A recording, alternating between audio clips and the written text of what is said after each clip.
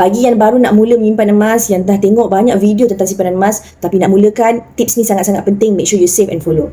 Yang pertama sekali, jangan tunggu harga murah bila nak beli. Emas ni kita beli untuk kita mulakan tabiat simpanan, bukan permainan harga. Yang keduanya ialah menggunakan teknik 1 gram 1 bulan. Start small, tak perlu tunggu mampu beli 100 gram 1 kilo, tak payah.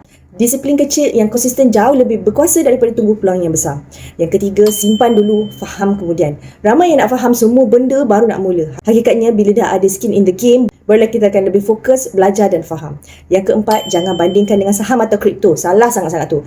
Emas bukan untuk cepat kaya, ia untuk kekal nilai dan lindung risiko. Jadikan ia benteng kewangan, bukan alat spekulasi. Yang kelima, beli daripada platform yang amanah dan telus. Dah banyak sangat platform dekat luar sana. Make sure you do your study dan pilih company yang betul. Antara syarikat yang boleh dipercayai adalah seperti Public Gold, yang dia boleh keluarkan emas fizikal, yang akan dapat emas fizikal at any time yang kita request untuk dia keluar. Bukannya emas digital yang bila kita nak keluarkan dia tak ada pun, tak boleh pun nak dapatkan fizikal tu. Yang keenam ialah gunakan kaedah emas sebagai tabungan masa depan. Jadikanlah emas ni sebagai salah satu tabung yang banyak-banyak tabung you ada untuk simpanan masa depan. Kalau ESB dan tabung haji tu boleh jadikan sebagai simpanan jangka pendek. Yang emas ni jadikanlah dia sebagai simpanan jangka panjang. Jangan kejar masa depan dengan menambah hutang, tapi dengan menambah simpanan yang kekal nilainya. Bagi yang suka konten berkaitan simpanan emas ataupun kewangan, boleh follow saya rapat-rapat untuk belajar lebih banyak lagi tentang ilmu tersebut.